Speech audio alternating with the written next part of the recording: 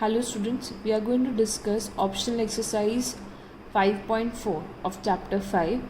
All the 5 questions are important and different. Okay, so let us start solving the first sum. The first question says that which term of the AP is first negative term. अभी तक आपने questions किए find the 10th term और find the 10th term from the last, but इसमें पूछा है कि इस एपी का फर्स्ट नेगेटिव टर्म कौन सा टर्म होगा. राइट अब ऑब्वियसली नेगेटिव टर्म आएगा बिकॉज इस एपी इज डिक्रीजिंग. हमें फाइंड करना है वो कौन सा टर्म होगा, एन फाइंड करना है. ओके सो सबसे पहले AP is 121, 117, 113 and so on. So A is 121, D will be minus 4. Right? So AN is equal to A plus N minus 1D. AN आपको फाइंड करना है या दिया हुआ है. फर्स्ट नेगेटिव, तो AN का मैं आपको बताती हूँ क्या करना है. 121 प्लस N माइनस 1 माइनस 4. अब AN की जो वैल्यू होनी चाहिए वो नेगेटिव होनी चाहिए. Not negative means first negative term means that आपका जो AN है, AN की value should be less than 0. ठीक है, सो हम वहां से स्टार्ट करें. 121 plus N minus 1 minus 4, this value should be less than 0. Main ये स्टेप आपको ये क्वेश्चन का करना है. एज देर आस्किंग फर्स्ट नेगेटिव टर्म, तो जो भी नेगेटिव टर्म है AN है वो लेस देन 0 होगा. So let us solve for N. 121 minus 4N plus 4 is less than 0.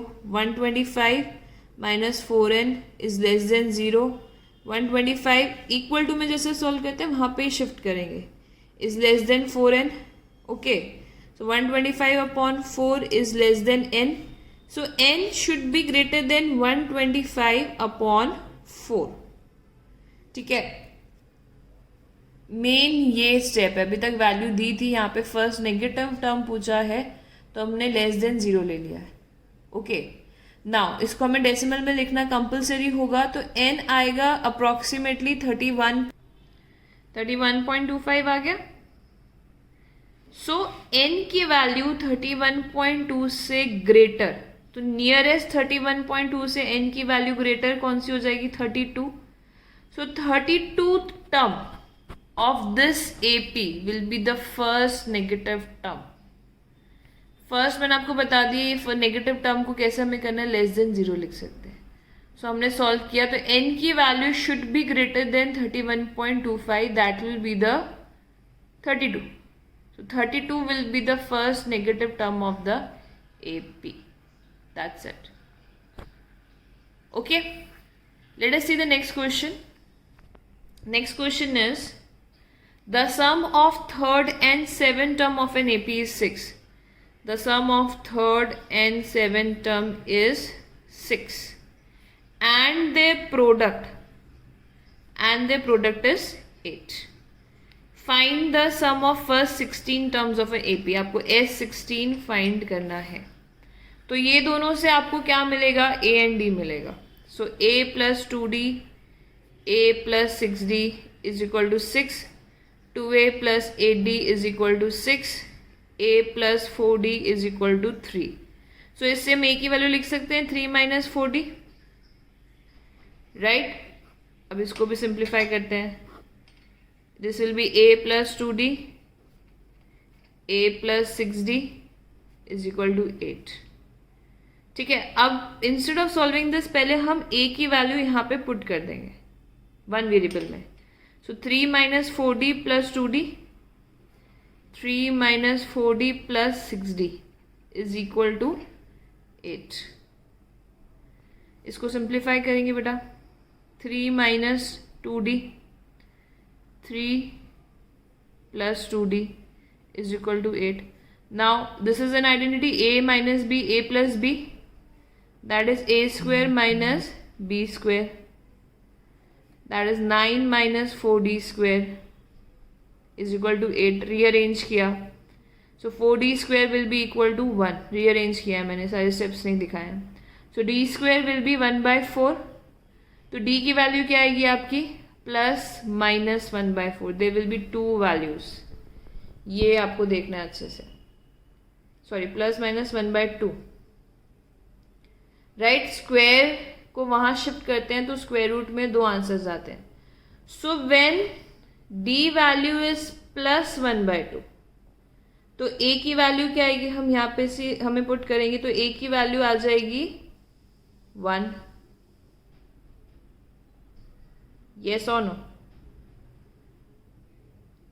4/2, 2, 3 minus 2 is 1. And when d value is minus 1/2, so a की value क्या आ जाएगी? 5. ठीक है. सो अब इससे आपको 2 वैल्यूज आएंगी आपकी S16 की. एक आप d जब 1/2 लेंगे और a 1 लेंगे तो S16 क्या आएगा, एंड d जब आप माइनस 1/2 और a 5 लेंगे तो d S16 क्या आएगा. Okay, so main is this solving part. उसके बाद आप नॉर्मली S16 फाइंड करेंगे. ठीक है. Okay, let us continue with question 3.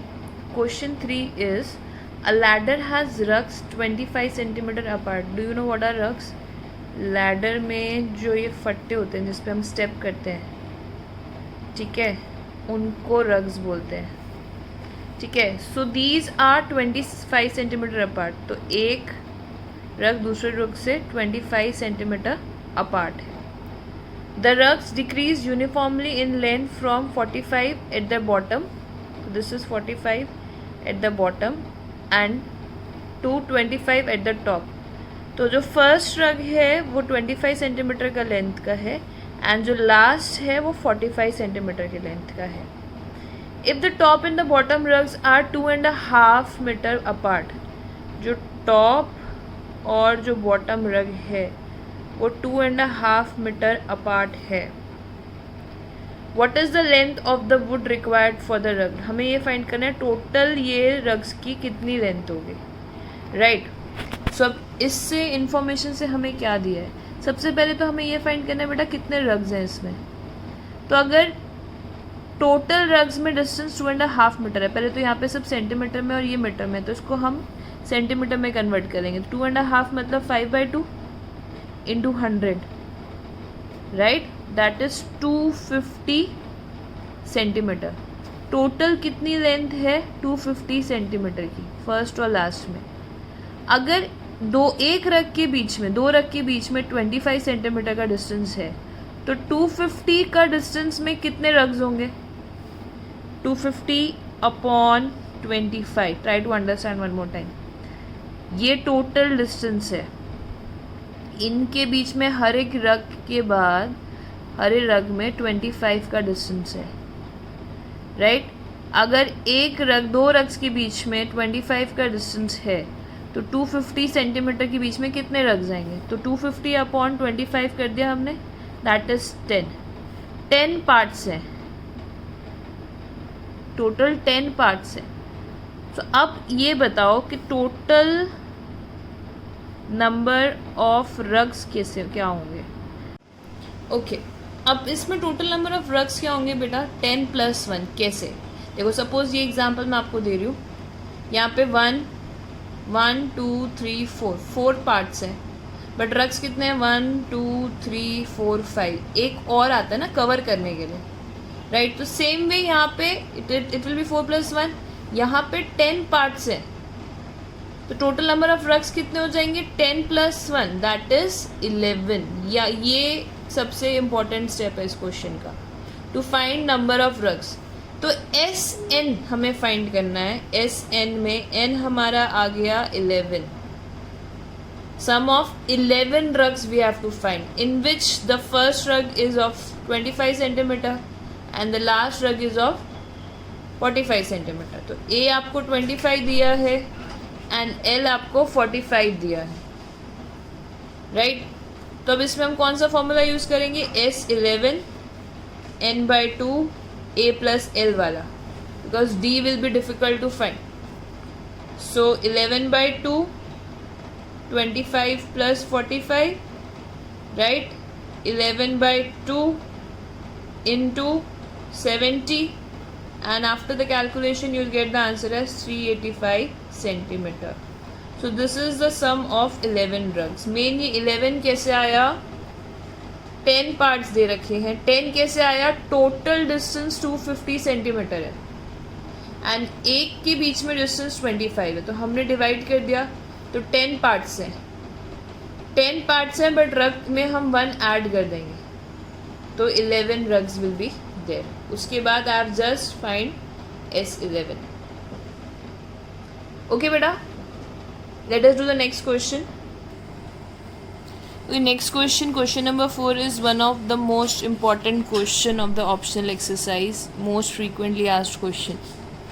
पहले तो क्वेश्चन समझते हैं. क्वेश्चन क्या है बेटा? The houses of a row are numbered consecutively from 1 to 49. Houses हैं, ठीक है, they are numbered 1, 2, 3 till 49. Okay. Show that there is a value of x. Show that there is a value of x such that the sum of the numbers. यहाँ पे बेटा इसमें हमें show करना है कि यहाँ पे एक हाउस है जिसकी वैल्यू है x. ठीक है. Show that there is a value of x such that the sum of the numbers of houses preceding the house. एक हाउस ले लिया, वो है x. ठीक है. तो प्रीसीडिंग मतलब इससे पहले वाला हाउस. इससे पहले वाला हाउस क्या हो जाएगा बेटा? x minus 1, right. Show that there is a value of x such that the sum of the numbers of houses preceding the house numbered x is equal to the sum of the numbers of houses following it. Main आपका question लाई करता है यहाँ से यहाँ तक के statement में. ठीक है. ये क्या कह रहा है कि सपोज करो एक हाउस है कोई भी जिसका नंबर है x और एक रिलेशन दिया है. ठीक है. Such that the sum of the numbers of the houses preceding it. Preceding मतलब क्या हो जाएगा? Sum of the houses S x minus 1 is equal to the sum of the numbers of houses following it. The sum of the numbers housing following it. इसके पहले वाले house का sum will be equal to इसके बाद के जितने houses बचे हैं उसका सम. अब इसके बाद के हाउसेस का सम कैसे आएगा? यहाँ तक का सम बेटा है SX, यहाँ तक का सम है S49, है ना. तो ये सम कितना हो जाएगा? S49 minus SX. मैंने बोला ही है ये अच्छा क्वेश्चन है, तो आपको एक एक वर्ड क्वेश्चन का समझना पड़ेगा and then you have to understand. मैं एक बार वापस क्वेश्चन पढ़ रही हूँ. The houses of a row are numbered consecutively from 1 to 49. Show that there is a value of x such that the sum of the numbers of the houses preceding it is preceding the house number x is equal to the sum of the numbers of the houses following it. S49 minus SX. preceding मतलब इसके बाद का सम. ये value कैसे आएगी? Total में से SX minus कर देंगे. तो मेन आपका ये इक्वेशन आ गया है. आपको x की वैल्यू फाइंड करनी है. ठीक है. तब इसको सॉल्व करेंगे. इसको सॉल्व करने के लिए सम का फॉर्मूला क्या है? n/2 2a plus n-1d. तो यहाँ पे n की जगह x-1 49 एंड x है रिस्पेक्टिवली. a और d सेम रहेगा. So x-1 upon 2 2a plus x-1 minus 1d is equal to 49/2 2a plus 48d minus x/2 2a plus x-1d. ठीक है. इसको सॉल्व करेंगे. इसको सिंप्लीफाई करते हैं. x-1 upon 2 2a plus n minus two sorry x minus 2d is equal to 49/2. एक बार इसको ऐसे ही रहने देते हैं. 2a plus 48d minus x/2, इसको भी ऐसे ही रहने देते हैं. 2a plus x minus 1d. अब देखो सिंप्लीफाई करने के लिए can I take 2 half common from this, और वो ये 2 से कट हो जाएगा, ये 2 कट हो जाएगा. ठीक है. Okay, see after getting this step what we'll do is we'll substitute the value of a and d. अगर the number of rows are houses number are 1 2 till 49, तो a क्या हो जाएगा 1 and d भी 1 हो जाएगा. तो here we'll put the values of a and d as 1 and then I have simplified. इसको solve किया है बेटा और कुछ नहीं किया है. So say we got the value of x as 35. Okay. So the main step is to understand x minus 1 is equal to s 49 minus sx कहाँ से आए. ठीक है. Okay, let us do the last question of the exercise. Okay, the last question is a small terrace of a football ground comprises of 15 steps. कितने steps हैं? 15. Each of which is 50 meter long. 50 metre long means ये वाला आएगा बेटा. अगर हम इसको 3D में बनाएं, right, so 50 metre long, this will be 50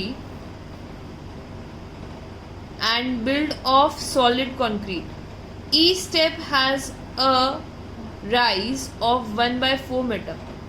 each step has a rise of 1/4 metre and tread of half centimetre. Okay. Now in this this is meter. Okay. Tread means जहाँ पे हम पैर रखते हैं. ठीक है. Height of the step is 1/4 metre. Tread मतलब हम जहाँ पैर रखते हैं is half metre. Right. You have to find the total volume. आपको ये पूरा volume find करना है. अगर मैं आपको एक क्यूबॉइड ड्रॉ करके दिखाऊं तो हमें क्या क्या इन्फॉर्मेशन दी हुई है. Let's see that. ओके, अगर ये स्टेप है तो ये 1/4 दिया है, ये 1/2 दिया है, राइट, और ये पार्ट आपको 50 सेंटीमीटर दिया है. ठीक है, 50 मीटर दिया है, not centimetre. So it's a cuboid. अब जैसे यहाँ पे अगर if I see this is one of the cuboid. Now these are 2 cuboid, right. Total concrete use करना है तो these are 2 cuboid and so on. So volume is, what is the volume of a cuboid? LBH. अगर मैं इस term में देखूं, इसको हम ले लेते L, this is B and this is H. This will let us take this as L, B and H. तो L आपको दिया है हाफ मीटर, B आपको दिया है 50 मीटर एंड H आपको दिया है 1/4 मीटर. सो फर्स्ट क्यूबॉइड के लिए वॉल्यूम ऑफ फर्स्ट कॉन्क्रीट क्या हो जाएगा? LBH, that is half into 50 into 1/4. I am not solving it. ठीक है. सेकेंड कॉन्क्रीट के लिए क्या होगा? Again it's a cuboid, LBH. अब L क्या होगा बेटा? L तो उतना ही रहेगा, हाफ, है ना. B भी उतना ही हो जाएगा, दैट इज 50. ये क्या चेंज हो रहा है? सिर्फ आपकी हाइट चेंज हो रही है. L सेम है, ब्रेथ सेम है. क्या चेंज हो रहा है? हाइट. हाइट कितना हो गया? Double of 1/4. थर्ड का वॉल्यूम क्या आएगा? LBH. Length same, breadth same, height कितनी हो गई? Triple. Able to understand? Height triple हो गई. 1 2 3, हाइट बढ़ गई, लेंथ और ब्रेथ सेम ही. ठीक है. ऐसे आपको कहाँ तक फाइंड करना है? V15 तक. फिर हम उनको क्या करेंगे? ऐड. V15 क्या हो जाएगा बेटा? Half into 50 into 1/4 into 15. Right. हमें करना क्या है? V1 plus V2 plus V3 till V15. मैं सॉल्व अभी नहीं कर रहे हैं, पहले आप देखो कैसे करना है इसको. Half into 50 into 1/4, half into 50 into 1/4 into 2 plus half into 50 into 1/4 into 3 till कितना आएगा बेटा, हाफ इंटू 50 इंटू 1/4 इंटू 50. अब इसमें से हम क्या कॉमन ले सकते हैं, इसमें से हम हाफ 50 और 1/4 कॉमन ले सकते हैं. तो ब्रैकेट में बचेगा 1 plus 2 till 15 and this is nothing but S15 आप फाइंड कर सकते हो. S15 कैसे फाइंड करते हैं, n/2 2a a1 है प्लस n-1 d भी आपका 1 हो गया. ऑब्वियसली ऐसे कैलकुलेशंस नहीं करनी है, AP का चैप्टर है, AP हमें यूज़ करना है. So it will be half into 50 into 1/4 into 15/2 into 16. CRP cancel ही हो जाएगा सब. So the answer is 750 metre cube is the answer. Total volume used. सबसे पहले समझना है कि हमें दिया क्या है, फिर will just keep adding the volume. Add किया, कॉमन निकाल लिया, this is in AP. Sum find करना है, S15 फाइंड करना है एंड उसके फॉर्मूला में हमने पुट कर दिया. ओके बेटा, थैंक यू.